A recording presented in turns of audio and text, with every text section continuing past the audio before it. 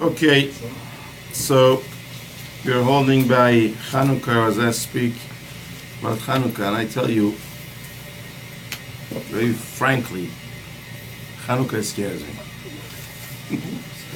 Chanukah scares me.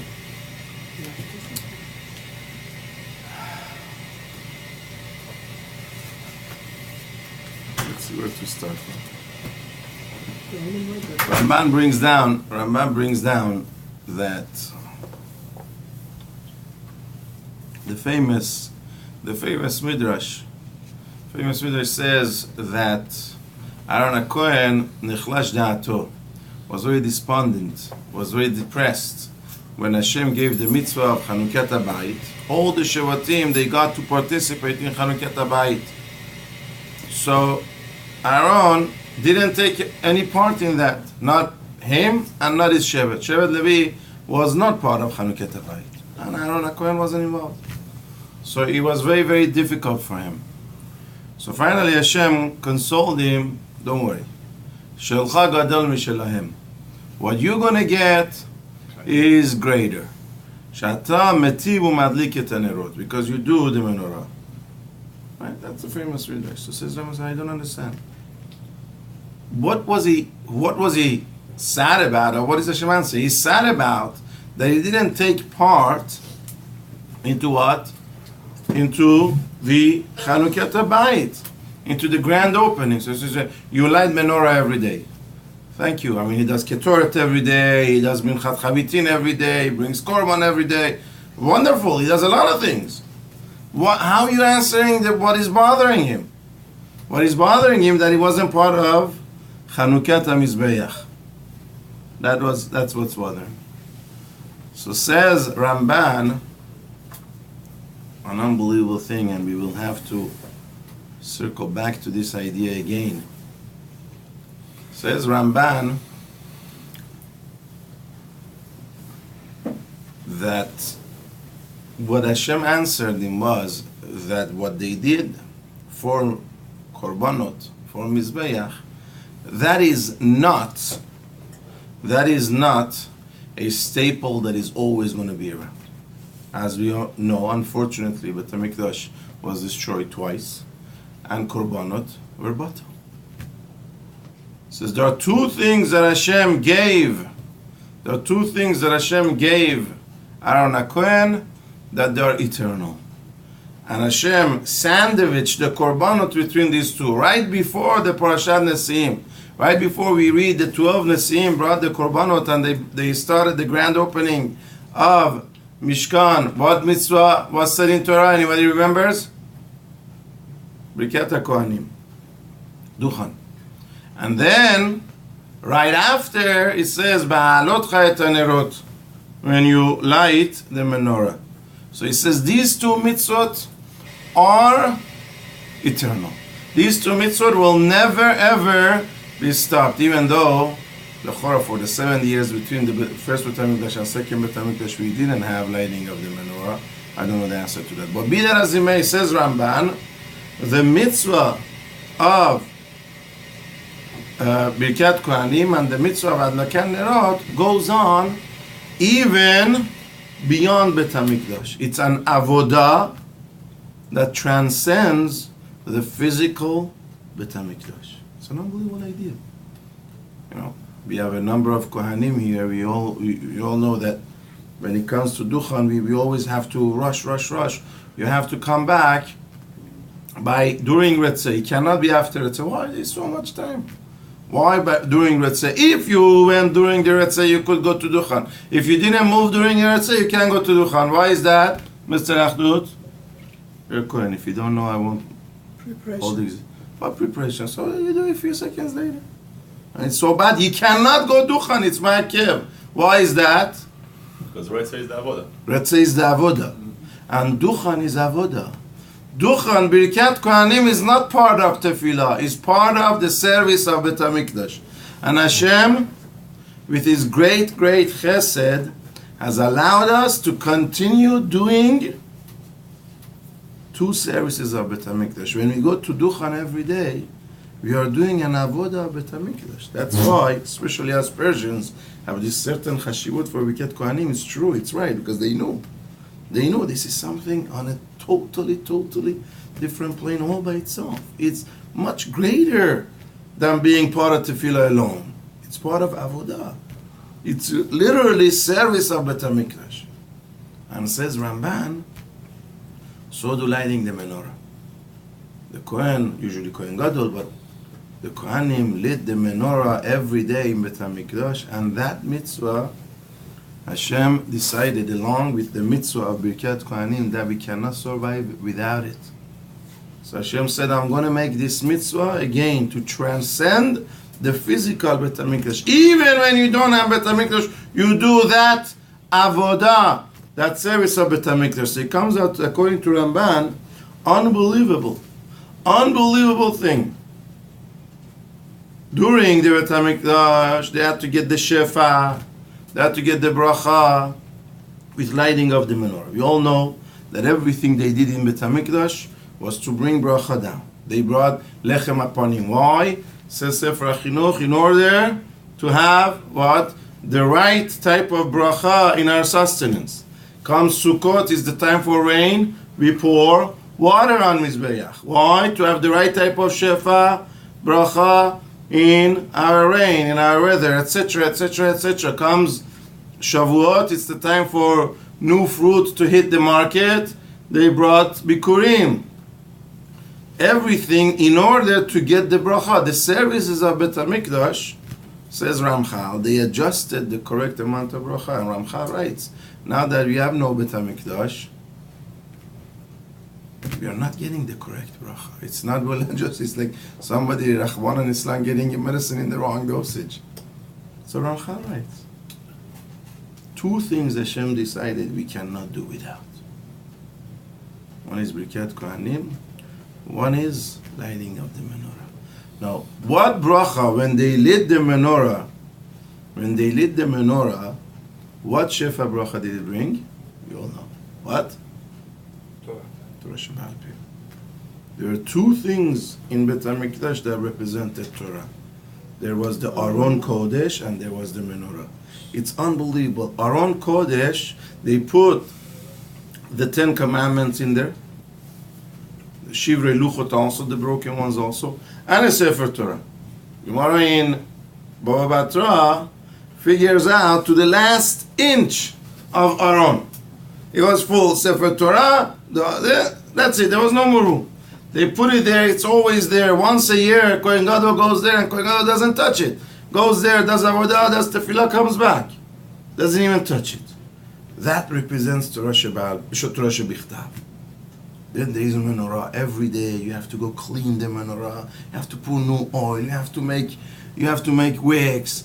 It takes a human toil. Your personality comes out of it. The way it lights is the way you put yourself into it.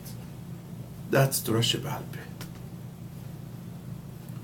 Lighting of the menorah, it brings the shefa to open our minds, to connect us.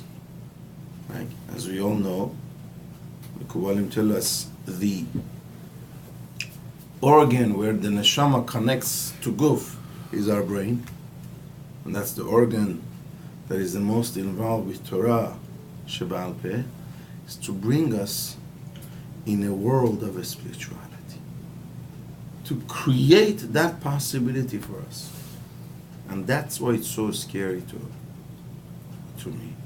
We live at a world where it's a world of Yevanim. It's a Greek world. Want it or not, we live at a world that it's all physical. Ramban writes, before the Greeks, the whole world believed in the spiritual side of this world. They didn't all worship Hashem because they had their own whatever, right? They had Avodah Zarah, this and that distracted them, and they had the Yitzhar.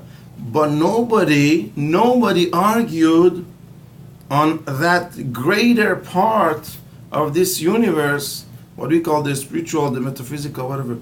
The Greeks came and denied it. Anything I cannot touch, anything I cannot move physically, I don't believe in. We live at a world like that, for better or for worse. That is the miracle of Chanukah. 8 days a year, we light the menorah. And it does the same job, according to what Ramban says, this is unbelievable. It does the same job as what the Kohen Gadol did 365 days a year then. The point of menorah is to bring the shefa of spirituality, the shefa of Torah, Sheba'al Peh, to us, to give us the ability, the understanding. Sometimes you open a Gemara, you open Chumash, and you try to go delve into it, Torah Sheba'al Peh of it, right? And you all of a sudden you feel like as if Shamayim open. You have a bigger understanding. You have a bigger appreciation. Wow, your eyes are brilliant. That bracha, that chesed of Hashem, that immense, kindness that Hashem is doing to us to allow us. Where does it come from? It comes from the shefa of lighting the menorah. But then, before Chanukah, they had to do it 365 days a year in Bet HaMikdash, in the Kodesh, with the Kohen Gadol to be able to succeed. Hashem said, 8 days a year you do it, you'll get the same result. After that, because I will not limit this to the physical Bet HaMikdash. 2 things I will not limit. 2, again I repeat, avoda, 2 services of Bet HaMikdash transcend the physical Bet HaMikdash. Says Ramban, that's what Hashem told Aaron HaKohen. That's what Hashem said. He said, they started Mishkan, the mitzvah I give you, right, is even past when this Mishkan exists. And he says that's why the whole miracle of Chanukah came through Kohanim. Because that was the promise that Hashem gave Aaron. The whole miracle came through Kohanim. Hashem said, this mitzvah will make it eternal. That's what you will contribute to Am Yisrael. There you're going to contribute every day, one day of Chanukah Mizbeach, you contribute something else, something eternal. With this, you could answer a question. There's an unbelievable question. It's a very difficult question. Mefarshim ask. It's hard to answer. But with this, now you understand the Sefat Emet's question. Gemara says in, where is the Gemara? The Gemara says in Betza, is it Betza? Shechianu mevarech va'afilu b'shuk. Every Yom Tov, on the Yom Tov itself, we say Shechianu. Every Yom Tov we say Shechianu. Now the truth of the matter is, the Shechianu is on Yom Tov. We usually say it in Kiddush. I come Sukkot, the first 2 nights we say Shechianu, the last night. It's also on Shechianu we say Shechianu. Pesach we say Shechianu. Shavuot we say Shechianu. Rosh Hashanah we say Shechianu. We say Shechianu in Kiddush. It doesn't have to be in Kiddush. The Shechianu is on the Yom Tov. You could just stand up and say it. Shechianu amra afilu b'shuk. Gemara says. You finish davening as you're walking home. Pesach night, you could say Shechianu. And don't say it in Kiddush anymore. That's why Yom Kippur, we just say it in Shul. Because we don't have Kiddush, we have to say Shechianu on the Yom Tov, we say it in Shul. You could say it anytime. You could say it anytime. Okay. Right? You could say it anytime. You're Yotze. When it comes to Chanukah, Gemara says, and Gemara doesn't even bother to explain. Gemara says, if somebody doesn't have candles, he's somewhere, he has no oil, no candle, nothing, he can't light. Could he make Shechianu? No. He should go look at somebody else who lit. When he's looking at them, when he could say Shechianu. Whatever. I'm making Shechianu on the Yom Tov, no? So let me make Shechianu on Chanukah. I could do it. I could make Shechianu on Sukkot without doing anything. I could just stand up and make Shechianu. I could do it on Pesach, I could do it on Shavuot, I could do it on any day. On Rosh Hashanah. How come on Chanukah, if I don't light the candles, I can't say Shechianu? The only way is to go look at somebody else's candles. Says Sefat Emet, because the whole point of Chanukah is, right, we bring the Shefa. You didn't do it, didn't bring the shefa. The other Yamim Tovim is there, the shefa is there. You didn't do it, you don't have the shefa. So you could connect to someone else's shefa, then you get the shefa. Go look at someone else's menorah. Unbelievable idea. It's a halacha lemaaseh what I'm telling you. It's a halacha lemaaseh. So Chanukah is not Chanukah with the menorahs? That's right. At least you have to see it. At least you have to see it.